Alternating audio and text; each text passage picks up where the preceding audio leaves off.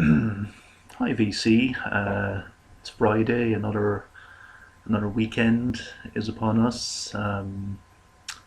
Okay, so just a week since my last video, but I'm kind of a lot of big backlog of stuff to show. Um, I This video is primarily, well, initially it was to show a case, a big charity shop haul, which I made as part of one of my. There's a charity shop here in town which regularly does window sales. I've shown stuff I've gotten them before, but yeah. So this one was about a month ago. So I'll show you what I picked up there, plus some other charity shop finds. But first off, a bit of VCLT, which is kind of unusual in that I'm going to be thanking two people. First off, Ben Costello, whom I met last weekend and who gave this item to me, and also Rob Paneeks from Boston, who sent this to Ben as part of a VCLT package. Now Ben, as it turned out, already had this album, so he okayed it with Rob to pass it on. So I'm that lucky recipient. This will have been shown already, I'm sure, by Ben. So this is Sun Ra's first album, Sun Ra and his orchestra, Supersonic Jazz, originally released in 1957, I think, on his own label. So this is a reissue, fairly recent reissue. Not sure, well, it's in the last few years, I think. But on, what is this on label? Okay, it reproduces the original artwork, and I'm sure the original label as well. Saturin. But yeah, so I don't have a lot of Sun Ra in my collection. Very hard to find in the wild, but a lot of his stuff has been reissued. So this is actually an excellent pressing. This is really a very, very worthy pickup if you're if you're looking to get into Sun Ra, because you know he does have an absolutely enormously intimidating back catalogue. So yeah, so this is I mean, it's kind of reminiscent of what was going on, of, you know, it's not quite as far out there as his later recordings, but it's definitely it stands in its own field compared to what was coming out of the jazz scene in the late 50s. So thank you very much both to Ben and to Rob for this fantastic addition to my collection. And I have a very small Sun Ra collection, but it's growing steadily. So thanks again. Okay, so the shop where the window sale vinyl, the charity shop where the vinyl window sale goes on, as I've explained before, that they have the items sitting in the window on display for about a week, or about just under a month, I think, and then on a set day they sell it. So made sure I got my place in the queue, had a couple of items in my sights. I got pretty much everything I had kind of in the. Anyway, it was kind of a free for all. You just go in and you just grab whatever you can, basically. Okay, so starting off, okay, I'll just explain. All of these items were €5, which I think is roughly slightly more than $5, maybe $5 US, maybe $5.50. So that was slightly higher than most charity or thrift shop average, but I was quite selective in what I got. I left behind a lot of other stuff which I would have probably grabbed if it had been cheaper, but yeah, okay, so I'll start off. Okay, so this is a punk compilation, the Roxy, London, January to April '77. This was released on, was this Virgin? So just 2 seconds. Okay, so it's a live album. Yeah, it is Virgin.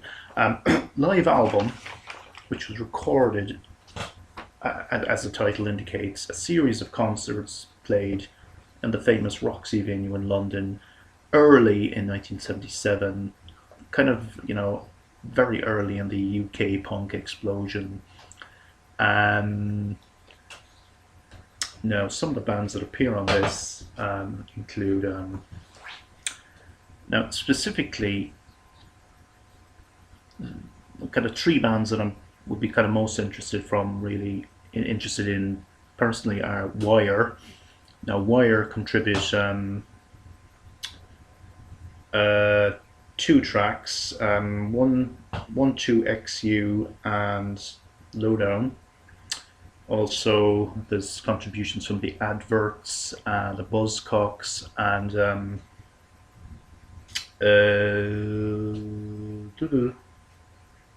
X-Ray Specs with Oh Bondage Up Yours. There would originally have been a printed inner sleeve, which unfortunately is missing, but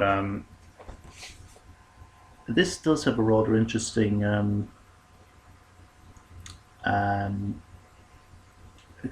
inscription from a former owner, I imagine, in this plain inner. Now it has been played quite a bit, but it plays fine, but there's a bit of crackle here and there. But yeah, it's a great live album. Now, a lot of the bands on this, Slaughter and the Dogs, and a lot of these bands are quite forgettable, but it's kind of captures a moment in time, really. This album, and some of the bands on this, I'd say, were never heard from again, and some of them went on to better things, like Wire, for instance. So that's the first item.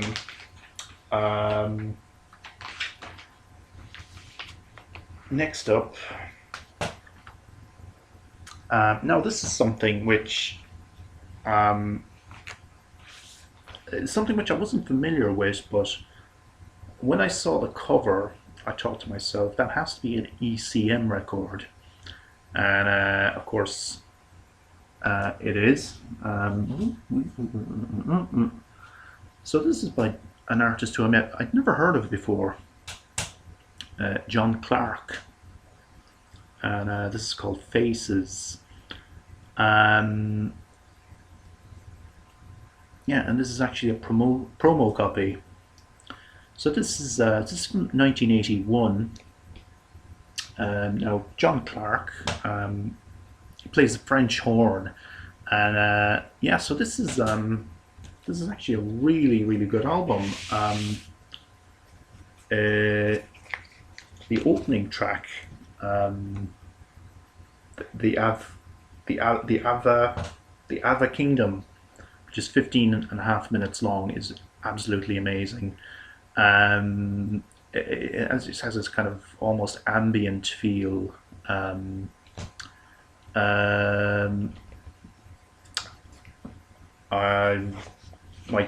ECM collection is growing, and I think this is a relatively, perhaps little known entry in the ECM canon. Certainly, I'd never heard of them before, and I wasn't familiar with them. But looking him up, this is the only album that he released on ECM. So yeah, so it's nice little kind of chamber kind of music, mood music from ECM, and if you're a ECM collector, I highly recommend trying to track this one down because it really is a gem of an album. So moving on. Okay, now this was one. This is the album which I really was gunning for, and I thought somebody else had grabbed it because I was flicking through all the albums were in boxes, so I was flicking through them. I thought somebody had gone off with it, but then all of a sudden I came across it. I think somebody must have actually been looking at it and stuck it, but just put it back again because I remember where I found it. It definitely hadn't been there a couple of minutes earlier, but that is Grantley Buffalo Fuzzy, their debut album, and this is an original UK pressing from 1993. This is pretty rare. This goes for a lot online. Now this particular copy is like has been played quite a bit, but does crack. There is a bit of weird distortion at the very beginning of side one, but the rest of it plays fine, albeit a bit of crackle here and there. And it was released on Slash Records, 1993. Yeah, so great album, and this is, as far as I know, this is the only. It hasn't been reissued on vinyl since it came out. So yeah, so this vinyl edition is pretty rare. So the America Snoring is the I think the best known track on this. Yeah, so very glad I managed to grab that one because that was one of the main ones that I was had in my sights. Okay, now this is one which I didn't actually know was actually in the window because they didn't have this one in the window from what I remember. So I just came across it and I was quite pleasantly surprised. And that is the soundtrack to Paris, Texas, 1985 movie by Wim Wenders. This is the original soundtrack by Cooder. Yeah, I love the movie, and it's a great soundtrack as well. Still in the shrink wrap. This is absolutely, condition-wise, this is probably, you know, the standout find because it's barely played, I think, and very well looked after. Don't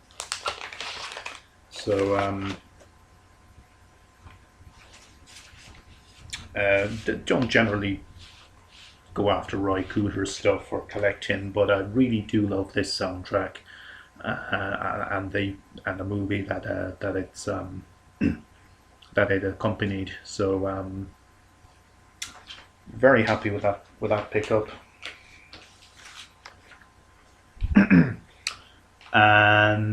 Okay. Yeah.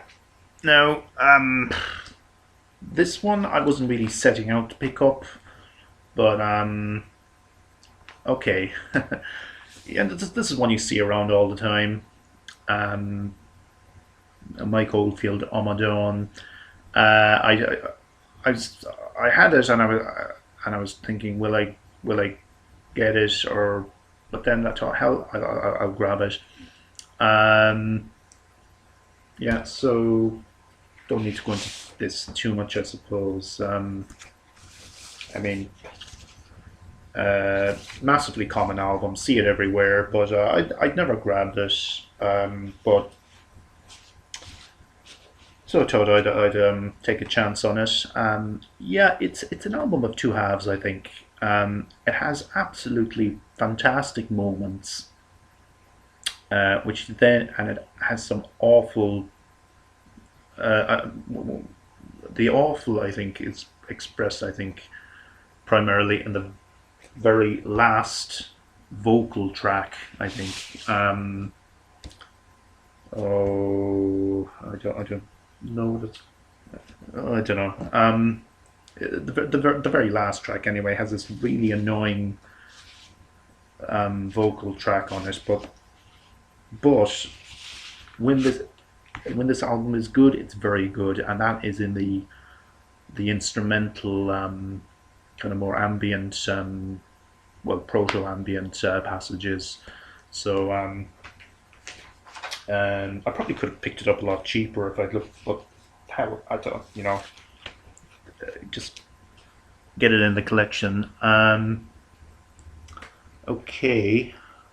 Now a 12-inch. This is another one which they had in the window and which I was gunning for. This is a 12-inch by Air, Playground Love, and it is taken from the soundtrack to the Sofia Coppola movie, The Virgin Suicides. Now, this is a promo copy as well, as you can see on that sticker. Now, there is a slight problem with this in that it doesn't play properly on my setup. I have tried playing it and it skips like mad. Now, I thought it needed cleaning or something, and I brought it to get it cleaned, and to a record shop where they have a cleaning machine. But the guy said he looked at it and he said, oh, okay, the reason why is because the grooves aren't compatible really with the needle that I have. And he played it on the player that they have in the record shop, and it played absolutely fine. It's just it's dating from 2000. So like he said, some more modern 45s do tend to do, if they're not compatible with the needle or with the with older record players. So that's kind of annoying. So I'm not 100% sure what I'll do with it. Will I hang on to it or what? But anyway, okay. There was a lot of classical there, but when they were a $5 each, I thought I did grab two. There's Samuel Barber and Benjamin Britten. Piano music, lovely cover, and the other one is by a composer whom I never see in the wild, so I grabbed this one. Peter Warlock, English composer, early 20th century. Quite rare to find him in the wild, so I grabbed this one. This is a recording. I think this one's from the '60s. This recording on the Argo label. The Curlew and 12 songs, which are the Curlew is music set to poems of W.B. Yeats. And 12 songs then are music set to Shakespeare's sonnets. So there we go. And finally, the last item, which I actually found that the following day when I came back, it definitely wasn't there on the Friday, but they had put some extra stuff out the following day. So um, very lucky to come across this then, and that is Depeche Mode, Music for the Masses. Yes, this was on my want list a long time. Original UK pressing from 1987 with a textured sleeve. Grabbed this for a fiver. Was yeah, because it generally goes for a whole lot more, even though it's missing the original printed inner sleeve. Yeah, so Never Let Me Down Again is the best known track on this, I think. Yeah, brilliant album, and really happy to grab a copy of this on vinyl, because it's kind of a pricey enough one in the wild generally. So so that was it. That was the vinyl window sale, and it was a shop. It's a cancer charity, so all the money goes for a good cause. Now, another couple of charity shop finds which I made separately. This was a very interesting pickup I made at a different charity shop. Maybe I think it was a few days later. They got in a box of vinyl. I was flicking through it, mostly complete rubbish, mostly dreadful crap, but this one caught my eye. It was the composer actually, Riz Ortolani. Riz Ortolani. Now he did a lot of Italian movie soundtracks in the 60s and 70s. Quite a lot of horror films and kind of exploitation movies. Most notorious of those being Cannibal Holocaust. He also did Mondo Cane, and then yeah. So this is actually this is a movie. The Italian title is Fratello Sole Sorella Luna, which translates to Brother, Sun, Sister, Moon. This is a 1972 movie by Franco Zeffirelli, a biopic of St. Francis of Assisi. I actually saw it years ago on the TV. It kind of turned him into a hippie. It's a kind of basically a kind of a hippie-ish kind of flower power version of Francis of Assisi.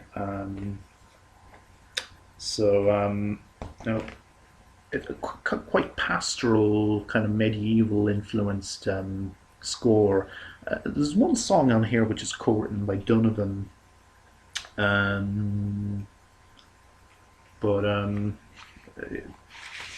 he doesn't actually perform on it. It's original Italian pressing on Paramount, and this is actually quite rare and collectible. But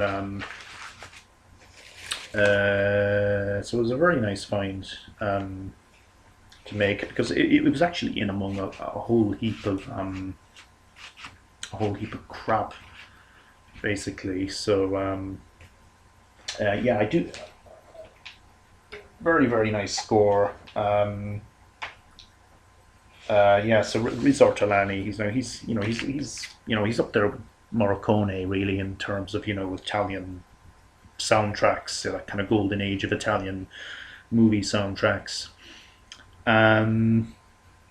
Okay, I just have time to quickly show some items which I picked up yesterday in another charity shop. Rush, a band I've never set out to collect them before, but I thought, shit, I'll grab this because it's a charity shop, it's cheap. I actually played this, and it's quite good actually. I think it's one I think would kind of grow on me.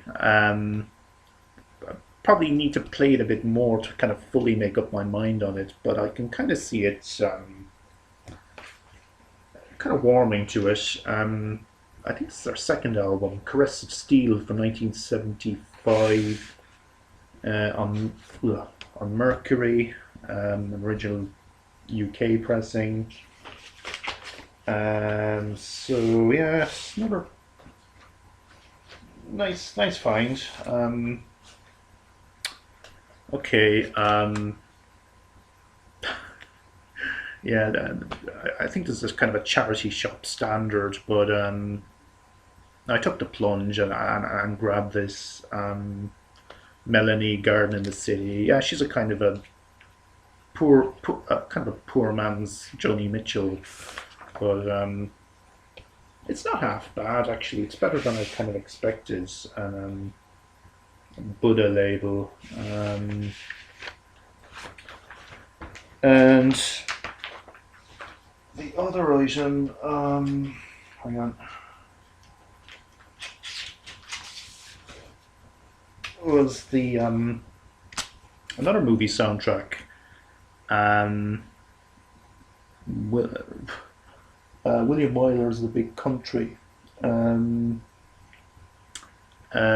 Yeah, this is even if you've never seen this movie, you'll know the piece of the music score from this. Trust me, you'll know it once you hear it. So this is a mono copy. Really nice condition.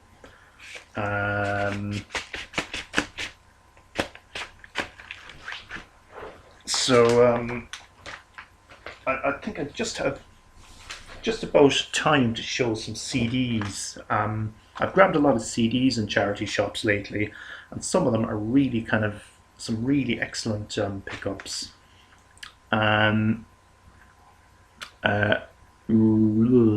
Sabina Meyer is this lady here. This is kind of avant-garde, modern classical. She's a kind of out there kind of vocals, kind of chamber music. Now this is a really nice find. This is Suicide.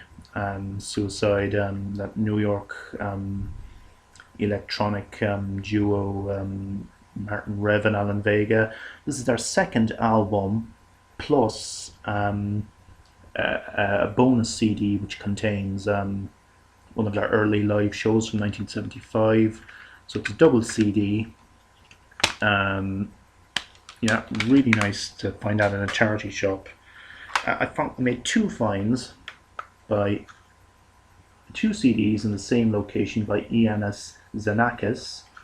Iannis Xenakis, Greek avant-garde composer.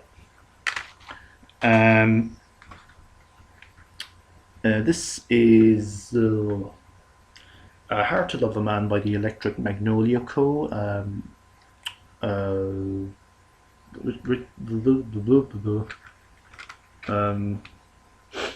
Jason Molina. I've got quite a bit of his stuff already on vinyl, and the Virgin Suicides on CD. So which that 12-inch which I showed earlier is from. Go Funkadelic. You don't see them in a charity shop every day. Tales of Kid Funkadelic.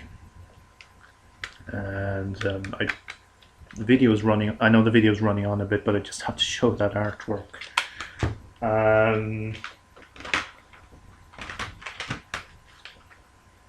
Talking Heads.